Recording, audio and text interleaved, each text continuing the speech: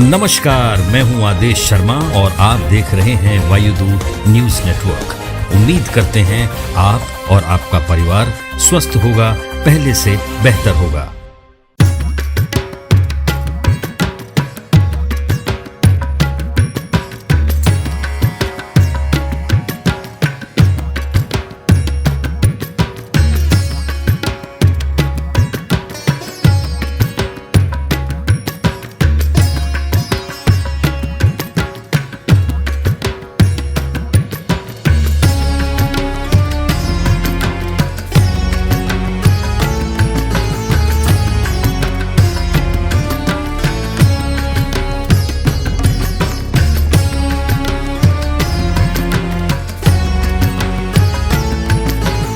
महाराज जी, जो आज का कार्यक्रम है, आपको लगता है कि इस तरह के आयोजनों से वो हिंदू जाग रहा है?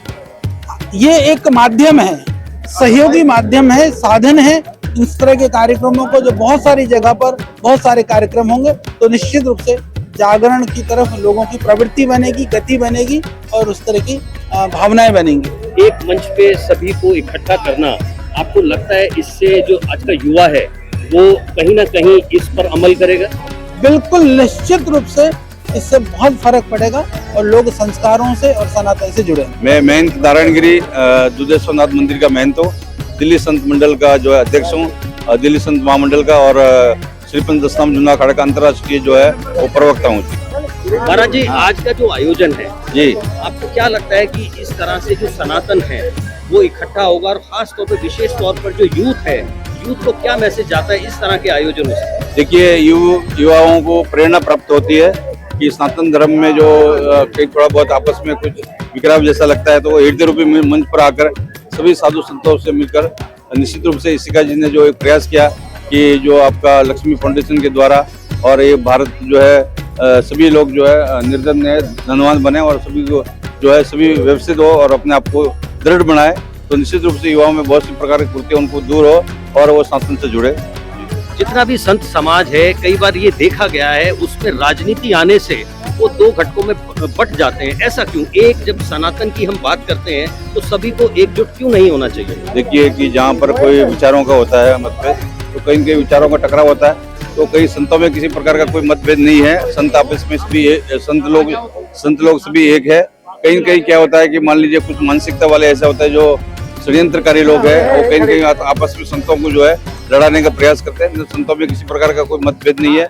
जो भी प्रयागराज में घटना हुआ वो दुर्भाग्यपूर्ण था, और कहीं कहीं मानसिकता जो है समाजवादी मानसिकता वाले अधिकारियों ने जो है वो ऐसा वातावरण को बनाया। यूथ के लिए क्या संदेश देंगे कि जिस तरह का जो चलन है, पहले आपने देखा होगा कि पार्टीज होती थी, क्लब वगैरह होता था, अभी जो एक नया चलन शुरू हुआ है उसमें जो कंसर्ट होते हैं वो सिर्फ भजनों के होते हैं, तो उस तरह से आप किस तरह से देखते हैं कि यूथ सही रास्ते पे जा रहा है? देखिए कि अभी विशेष रूप से मंदिरों में भी युवाओं का भीड़ बढ़ रहा है, हनुमान चालीसा वगैरह भी है, श्रद्धा भी हो रही है, तो निश्चित रूप से आने वाले समय में मानिए वैदिक सनातन धर्म का जो है वो सूर्य रोशन है और निश्चित रूप से उजाला होगा, और युवाओं में जो है एक तरफ प्रवृत्ति जो है उनको धर्म की तरफ बढ़ी है, तो निश्चित रूप से वो माध्यम कुछ भी हो तो कहीं न कहीं वो धर्म से जुड़ने का जो है युवा प्रयास करते हैं। इसीलिए निश्चित रूप से युवाओं में परिवर्तन आएगा और उनका जीवन में वो जीवन भी अच्छा बनेगा और व्यवस्थित बनेगा।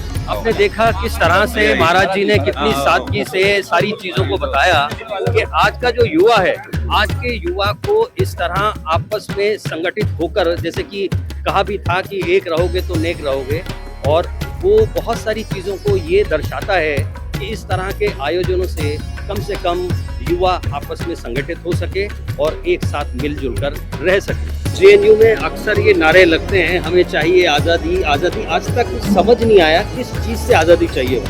उनको आज़ादी देंगे आर्टिकल 19 से। आर्टिकल 19 बोलने की आज़ादी देता है, उस बोलने की आज़ादी का प्रयोग वो देश के खिलाफ में ही कर रहे हैं। तो आर्टिकल 19 खत्म करके उनकी बोलने की आज़ादी खत्म करनी पड़ेगी। सबसे ज्यादा लिबर्टी, स्वतंत्रता, आनंद, बोलने की आजादी, पहनने की आजादी, पढ़ने की आजादी पूरी दुनिया में भारत में है, और यहीं से तुमको आजादी चाहिए तो भैया तुमको आजाद कर देंगे, तुम उस चीज के लिए तैयार रहो। तो ये लोग विदेशी विचारधारा के प्रभाव में आकर, कट्टरपंथियों के प्रभाव में आकर, चीन के प्रभाव में आकर, पाकिस्तान के प्रभाव में आकर एक्सट्रीमिस्ट के प्रभाव में आकर अपनी ही जड़ें खोदने में लगे हुए हैं। अब काफी कुछ लोग सुधर भी रहे हैं और सुधरना भी चाहिए। नहीं सुधरोगे तो इंडियन आर्मी सुधार के बता देगी। तरह आज ये आयोजन था, इस तरह के आयोजन से जो युवा है वो कितना कनेक्ट होगा, क्योंकि आने वाला जो टाइम है कोशिश सभी की ये है कि हमारा एक भारत श्रेष्ठ भारत बने। और आपकी जब हम डिबेट्स देखते हैं, जब आपकी हम देखते हैं कि कितने बेबाकी से और निडर होके, कहीं डर लगता है कई बार इस तरह की बातें आप बोल जाते हैं? बिकॉज देखिए, मैं जितनी भी मतलब फ्लुएंट में स्पीच दूं और देश और दुनिया के 8 लैंग्वेजेस में भी स्पीच अगर दूं, मैं बहुत फ्लो में भी देती हूं, तो भी मैं कॉन्स्टिट्यूशन के बियॉन्ड तो नहीं जाती हूं और देश के कानून के बियॉन्ड तो नहीं जाती हूं। बिकॉज एक्चुअली सारा दिन तो केसेस वगैरह देख करके इतना कुछ हो जाता है कि हम खुद ही कैलकुलेट कर लेते हैं विच वर्ड इज़ डिफेमेटरी और which word is not defamatory. तो मुझे लगता है कि मैं जो भी बातें करती हूँ बहुत ही महत्वपूर्ण तरीके से अपनी बातों को रखती हूँ, सत्य और तथ्य के साथ रखती हूँ, प्रूफ के साथ रखती हूँ, प्रमाण के साथ रखती हूँ। अब अगर कोई दाढ़ी टोपी वाला जवाब नहीं दे पाता है तो वो उसका प्रॉब्लम है, वो मेरा प्रॉब्लम तो नहीं है। और दूसरी बात, जो आजकल एक जेएनयू में अक्सर ये नारे लगते हैं, हमें चाहिए आज़ादी, आखिर वो किस चीज़ से आज़ादी चाहते हैं? मुझे ऐसा लगता है देश तो आज़ाद हो चुका, इनको अपने माँ बाप से आज़ादी चाहिए। और जिस तरीके के कॉस्ट्यूम्स और जिस तरीके की हरकतें मैं देखती हूँ जेएनयू के कुछ स्टूडेंट्स का, मुझे ऐसा लगता है बहुत बागी हैं अपने माँ बाप से, बहुत ही बागी हैं अपने माँ बाप से। क्योंकि आज अगर मैं ये थाला और चम्मच लेकर के बैठ जाऊंगी तो मेरी माँ ही मेरे मुंह पे 2 तमाचा लगाएगी कि सभ्यता वाला कोई काम कर सकती हो तो करो, देश आज़ाद हो चुका है। की प्रॉब्लम नहीं, मैं परवरिश में नहीं जा रही हूँ। मैं कह रही हूँ कि इनको किसी से आज़ादी नहीं चाहिए, इनको अपने माता पिता से आज़ादी चाहिए। क्योंकि हो सकता है कि ये थाला बजाने में, ढपली बजाने में और बहुत अपर टॉप पहन करके अपने कमर दिखा करके ढपली बजाने में हो, डेफिनेटली उनके पेरेंट्स उनको मना करते होंगे, डेफिनेटली कहते होंगे कि देश तो आज़ाद हो चुका, अब तुम कहाँ किससे आज़ादी मांग रही हो। डेफिनेटली उनके पेरेंट्स कहते होंगे कि तुम मोदी की, देश के प्रधानमंत्री की खबर खोद रहे हो और खोद रही हो। तो इनको बेसिकली किसी से आज़ादी नहीं चाहिए, अपने माता पिता से आज़ादी चाहिए। क्योंकि रिस्ट्रिक्शन तो माता पिता लगाते हैं और वो उनको पसंद नहीं है। AR रहमान का जो ये बयान है, ये मुझे बड़ा डर लगता है। आप ये देखिए, ये सच एन इडियट, क्या बोला? इडियट। हाँ, मुझे ऐसा लगता है कि आप धड़ल्ले से भारत में नाम, शोहरत, पैसा सब कुछ कमा लेते हो और जैसे ही आपकी पॉपुलैरिटी और आपका फेम थोड़ा सा कम होने लगता है तो आप सीधा मुसलमान कार्ड खेल देते हो। आज नाजिया को लोग सुन रहे हैं, हो सकता है 5 साल के बाद नहीं सुनेंगे, हो सकता है मेरे से बेटर कोई मुस्लिम लड़की आ जाएगी, हो सकता है मेरे से बेटर बोलने वाली कोई लड़की आएगी, तो क्या मुझे मुसलमान कार्ड खेल देना चाहिए? नहीं, ये नहीं होता है। देखिए, हमारी आंखों के सामने गुलशन कुमार का किस तरीके से हत्या हुआ, भारत देश में हिंदू होते हुए मंदिर के परिसर में उनकी हत्या हुई, 16 गोलियां उनके शरीर से निकली थी। AR रहमान को किसी टेररिज्म ऑर्गेनाइजेशन का कॉल आया? क्यों? तेरा मेरा रिश्ता क्या लाइला? यही हो गया ना। तो देखिए, चीजें सब कुछ क्रिस्टल क्लियर है, बस किसी को इतनी हिम्मत नहीं हो रही है कि क्रिस्टल क्लियर बोले। तो मैं उस कमी को पूरी करती हूँ, क्रिस्टल क्लियर बोल देती हूँ। तो AR रहमान तो बहुत सुरक्षित है भारत में, क्योंकि उन्होंने मुस्लिम में कन्वर्ट किया है। तो ना अबू सलीम उनसे एक्सटॉर्शन मांग रहा है, ना कोई जिहादी एलिमेंट्स उनके सामने आ रहा है, ना कोई टेररिज्म ऑर्गेनाइजेशन उनको धमकियां दे रहा है। तो he is very blessed in Bharat. नमस्कार। आज का जो ये आयोजन है, वो आयोजन का जो कहना चाहिए कि जो श्रेय है, इसी का हमारे साथ है। आज इतना बड़ा इन्होंने आयोजन यहाँ किया, देश विदेश के संतों को इकट्ठा किया। कैसा लग रहा है आज कि ये इतना बड़ा आयोजन आपने किया जिससे कि पूरा देश सनातन एक हो सके? जी, आज हमारी इशिका श्री महालक्ष्मी फाउंडेशन की लॉन्च थी, तो हमने सोचा एक सुंदर भव्य कार्य करा जाए जो है महालक्ष्मी भारत अभियान। और ये सनातन धर्म की सुंदरता है कि सभी गुरुजनों ने, सभी संतजनों ने, बहुत सारे हमारे पास और अच्छे स्पीकर्स भी आ रहे हैं, हमारे एम्बेसडर्स जुड़ रहे हैं, मेयर साहब जुड़ रहे हैं, सब जुड़ते जा रहे हैं। क्योंकि हमारा जो दृष्टि है लक्ष्मी को देखने की। हमें बताया जाता है कि लक्ष्मी सिर्फ पैसा धन दौलत है, वो सत्य नहीं है। सनातन धर्म में जो लक्ष्मी होती है वो हर तरह से सशक्त होती है। होलिस्टिक अबंडेंस के बारे में बात करी जाती है।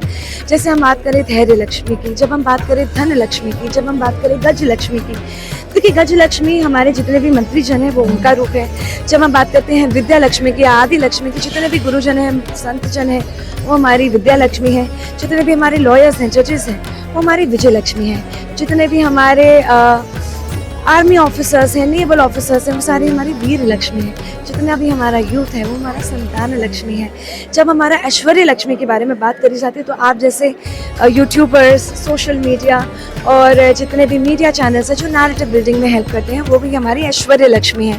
तो हमें हर लक्ष्मी को धर्म से और त्याग से, तपस्या से, सनातन से, सेवा भाव से छोड़ना पड़ेगा, तभी हम हर तरह से सशक्त होंगे। और जो विराट और अखंड भारत का एक सपना हम देखते हैं वो हम पूरा कर पाएंगे। जो भी एक बयान है कि ए.आर. रहमान बहुत बड़े अपने आप को म्यूजिक डायरेक्टर, और भारत ने उन्हें क्या क्या नहीं दिया। वो कहते हैं कि मैं असुरक्षित महसूस करता हूँ, लोग मुझे काम नहीं देते क्योंकि मैं एक अदर समुदाय से आता हूँ। जब तक उनका, देखिए यही है ऐश्वर्य लक्ष्मी की खासियत कि जब आपके अंदर टैलेंट होगा लक्ष्मी अपने आप आपके पास आएगी। जब आप थोड़े से भी अपने रूट से हटने लग जाएंगे तो फिर वो नहीं आएगी। और फिर एक नैरेटिव बिल्डिंग करी जाती है जो डीप स्टेट द्वारा करी जाती है। जब हम बात करते हैं ब्लैक रॉक की, हम बात करते हैं बैंकॉक की, हम बात करते हैं अलग अलग ऐसे संप्रदाय हैं जो इंटरनेशनली फंड करते हैं, एक नैरेटिव बिल्डिंग में हेल्प करते हैं कि हमारा जो नैरेटिव है वो बदला जाए। जब तक उनको हम सराह रहे थे, उनको हम अवार्ड कर रहे थे, तब तक उनको ये बहुत सबसे सुंदर देश भारत देश दिखाई देता था। वो किसी मुसलमान देश में नहीं जाना चाहते थे। जब उनका खुद का टैलेंट जब इतना सराहा नहीं जा रहा था, जब उसकी लोकप्रियता कम हो गई तो उनका नेतृत्व ही अलग हो गया, उनकी बातें ही अलग हो गई, उनकी नैरेटिव ही अलग हो गई। इसलिए सनातन धर्म में बहुत ज़्यादा ज़रूरी है हम अपने यूथ को मतलब हाउ डू आई से दिस, यूथ को हमें ये एक्नॉलेज कराना पड़ेगा कि ये सारे षड्यंत्र रचे जाते हैं जिसके द्वारा सब हमारे को पकड़ते हैं और हमारा नैरेटिव बदलते हैं। हमें अपने नैरेटिव को तो सही रखना पड़ेगा ताकि वो जब नैरेटिव सही चलेगा तभी हम हर तरह से सशक्त होंगे और वही सत्य बन जाता है फ्यूचर जनरेशन्स के लिए। तो उसकी लड़ाई जारी रखनी पड़ेगी। धन्यवाद। नमस्कार, आज हमारे साथ हैं इशिका श्री महालक्ष्मी फाउंडेशन की जो करता धरता हैं इशिका जी। इशिका जी की माता जी हैं। कैसा लगता है जब बिटिया इस शिखर पे पहुंचने के बाद इतने बड़े बड़े काम कर रही है? पूरे मैं कहूँगा विश्व के जो संत महापुरुष हैं सबको एक मंच पे लाना कैसा लगता है? सच बात तो ये है कि वो शुरू से ही बड़े काम करती आई है। Guinness book of world record बनाया, जो भी कुछ उसने ज़िंदगी में किया है ना वो हमेशा से बहुत बड़ा किया है, बहुत बड़ा। जब भी कुछ किया तो बड़ा किया, और जब कितने भी बड़े किए हों, आज का जो बड़ा है ना इसका कोई मुकाबला ही नहीं है। जब इतने बड़े बड़े संत आते हैं उसको आशीर्वाद देने, मुझे लगता है उससे अच्छा तो कुछ हो ही नहीं सकता। मेरे लिए इतना सौभाग्य का दिन है। मैं सुबह से भाग रही हूँ पर मेरी थकावट नहीं है क्योंकि मेरा खुशी से ही मैं भूल ही नहीं समा रही। जो ब्लेसिंग्स जो आपको बहुत लोग मुझे बोलते हैं कि कहाँ वो सनातन में चली गई, आपकी बेटी इतना अच्छा कर रही थी। तो मुझे लगता है कि जो ये कर रही है ना इसका कोई मुकाबला नहीं है। और दुनिया को अपने साथ जोड़ के ये संतों को जोड़ के ये बहुत बड़ा काम करने जा रही है। कि मैं जानती हूँ ये पूरे देश के लिए, पूरे सनातन के लिए बहुत कुछ करेगी। जो हमारी युवा पीढ़ी है, बेसिकली इशिका ने ये साबित कर दिया कि पार्टीज, क्लब्स, उसमें ना जाके एक जो सनातन की तरफ जो कनेक्ट किया है वो इशिका को हमारी तरफ से बहुत बहुत बधाई। और सबसे बड़ी बधाई क्योंकि इशिका की आप माता जी हैं, आपके जो संस्कार हैं वो इधर उधर ना जाके अपने देश की सेवा, सनातन की सेवा उसमें लग गई। क्या कहेंगे? मैं यही चाहूँगी जो उसने वो कर रही है वो करती रहे, बहुत सक्सेसफुल हो। जो आज 8 लक्ष्मियों का उसने स्थापना की है वो 8 लक्ष्मियों के ऊपर अपना काम करे, हर एरिया में काम करे और सिर्फ अपना ही नहीं देश का हित करे और सनातन का हित करे।